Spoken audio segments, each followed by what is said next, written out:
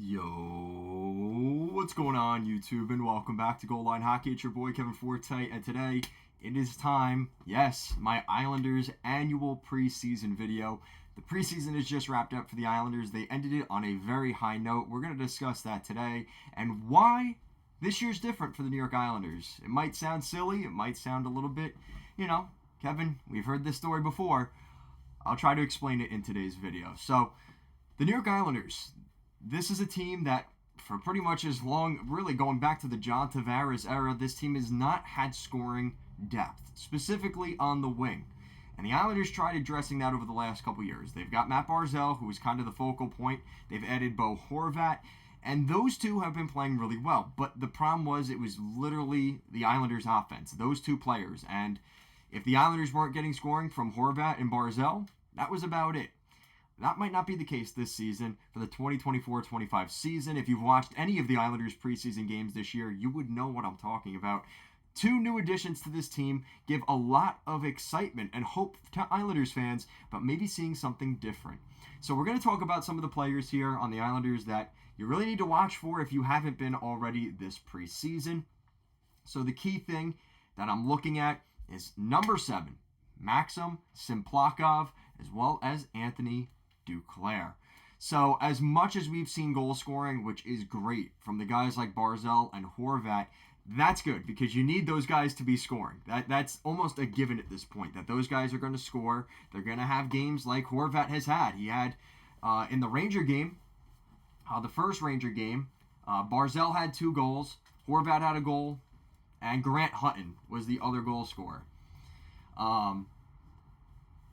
In the game against the Devils, like I said, the actual season opener, Holmstrom, Lee were the guys that scored, but that was the first preseason game, so it wasn't like you were seeing a lot of those guys. Then the second game against the Devils, let's see the Islanders, not look at Timo Meier. We saw Horvat score again, and then Wahlstrom getting on the board, and we'll get to Wahlstrom in a second too, because I think he's an important part of this whole thing here. And then the Islanders' second game against the Flyers, you saw Anders Lee get on the board again. Matt Barzal got on the board again. And Kyle Palmieri, which, again, another guy that if the Islanders want to do well this season, you need to see those types of guys scoring. That's a great thing. And then you'll see the depth scoring every now and then from, maybe if Fredrik Hallstrom makes the lineup. Or if we see, the depth guys that you expect to score. If it's a night where Horvat or Barzal aren't scoring, that's where you need Wahlstrom, Lee, Palmieri. Those are the guys that you need that depth scoring from if those guys aren't kind of doing their thing. But the guys that I really want to talk about today, especially after this game against the Rangers, we saw Maxim Simplakov get on the board on the power play, which was huge.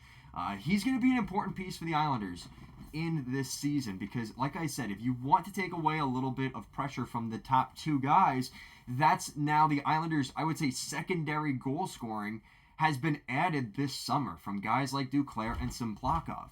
And that's now making it where you're not expecting as much secondary goal scoring and more, it sounds technical, but tertiary goal scoring from guys like Wahlstrom, Lee, and Palmieri. I would say that's a safer place for a team that has good depth goal scoring. You're going to see those 3 guys I just mentioned probably as your really tertiary depth goal scoring. They shouldn't be the guys you're looking for on every given night to be giving you a goal, right? It's just not going to happen. And that's really what I'm excited for the Islanders this season is the chemistry between Duclair, Horvat, and Barzal. That line is going to be critical for the Islanders. And then you add Simplakov, who, going into this summer, I was like, who the hell is this guy? The Islanders just added this Simplakov guy. I know nothing about him. From the very limited preseason I've seen, him live or watching games, Simplakov has that knack for the net as much as Duclair and Horvat and Barzal do. And this is a guy, this might be one of the really good additions here by Lou Lamoriello that nobody really saw coming. I think his name is going to become a household name, especially for Islanders fans, but for fans across the league.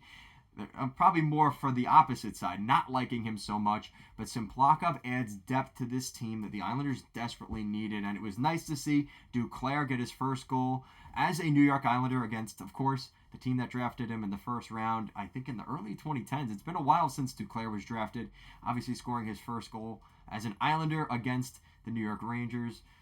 So that's good to see. But just the stat line for some of these guys, Barzal had a 5-point night, a goal, 4 assists.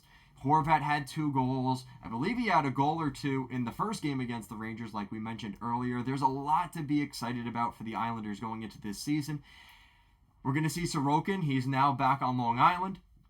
A lot of questions about if he was going to be starting the season with the Islanders, and there seems to be some hang-ups with Sorokin. You know, the Islanders have done a really good job at keeping him insulated once he's gotten back to North America, back from Russia.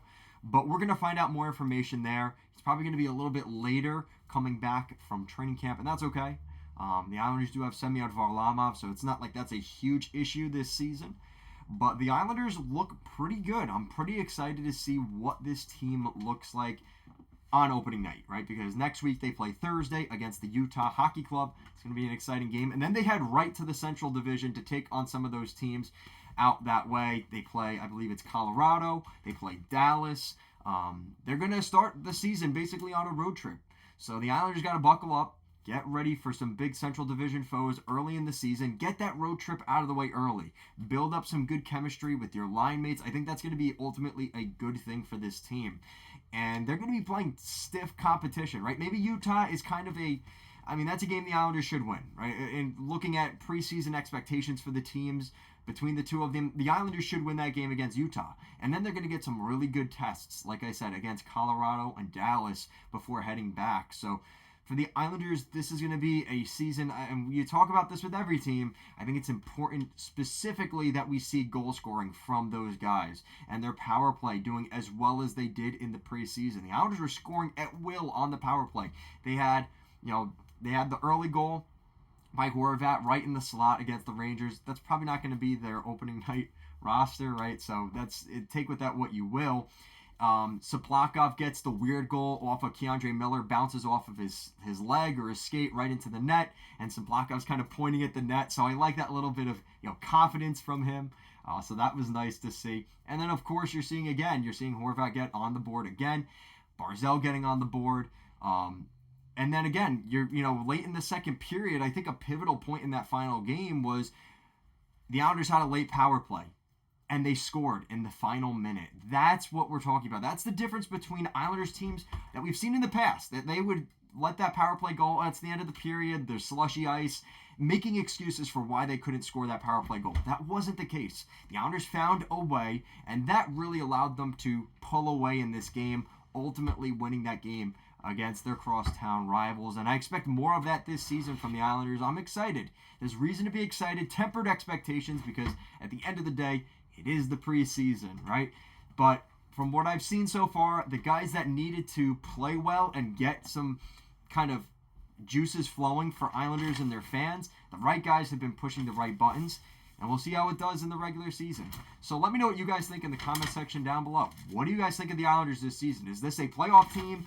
Is this going to be a season where maybe looking at some of the other teams, specifically in that Atlantic division, expecting the Islanders to maybe be in a wild card position? Do they maybe bump the Islanders out of the playoffs? I'd love to know your guys' thoughts. As always, guys, thank you so much for watching today's video, and I'll see you again next time.